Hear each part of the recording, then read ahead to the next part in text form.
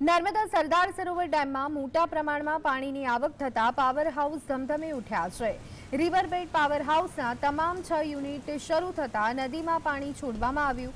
નદીમાં પાણી છોડવામાં આવતા ગરુડેશ્વર વિયર ડેમ ઓવરફ્લો થયો હતો। ઘેરા વાદળોની વચ્ચે સુંદર મનમોહક દ્રશ્યો સર્જાયા હતા। આ કુદરતી દ્રશ્યોએ પ્રવાસીઓને પોતાની તરફ આકર્ષ્યા હતા। તો સરદાર સરોવર ડેમમાં મોટા પ્રમાણમાં પાણીની આવક થવા પામી છે અને તેના કારણે પાવર હાઉસ ધમધમતા જોવા મળ્યા હતા। રિવરબેડ પાવર હાઉસના તમામ 6 યુનિટ શરૂ થતા નદીમાં પાણી છોડવામાં આવ્યું છે। નદીમાં પાણી છોડાતા ગરુડેશ્વરમાં વિયર ડેમ પણ ઓવરફ્લો થયા હોવાના સમાચાર અત્યારે હાલ સામે આવી રહ્યા છે।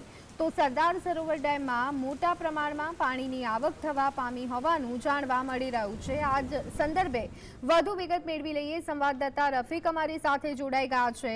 રફીક, સરદાર સરોવર ડેમમાં પાણીની આવકમાં વધારો, પાવર હાઉસ ધમધમી રહ્યા છે, શું વિગતો?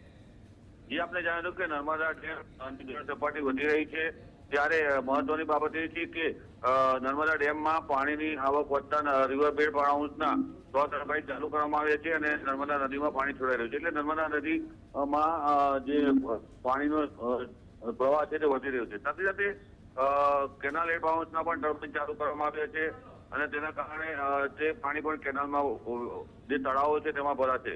સાથે જે રિવરબેડ પાવર હાઉસના ટર્બાઇન ચાલુ કરાતા જે ગટેશ્વર પાસે આવેલો છે ડેમ તે પણ ઓવરફ્લો થઈને વહી રહ્યો છે અને હજુ પણ રાત્રિના સમયે પાણી આવક વધવાની શક્યતાઓ રહેલી છે। આવતીકાલ સુધી નર્મદા ડેમના કદાચ દરવાજા ખોલવાની પણ નોબત પડી શકે તેમ છે। સાથે સાથે વીજ ઉત્પાદન પણ શરૂ થયું છે। રિવરબેડ પાવર હાઉસ ચાલુ થતા કરોડો રૂપિયાનું વીજ ઉત્પાદન થવાની શક્યતાઓ રહેલી છે।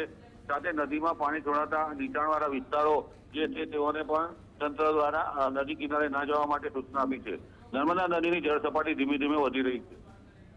જી આભાર રફીક, અમારી સાથે જોડાવા બદલ અને સમગ્ર માહિતી આપવા બદલ।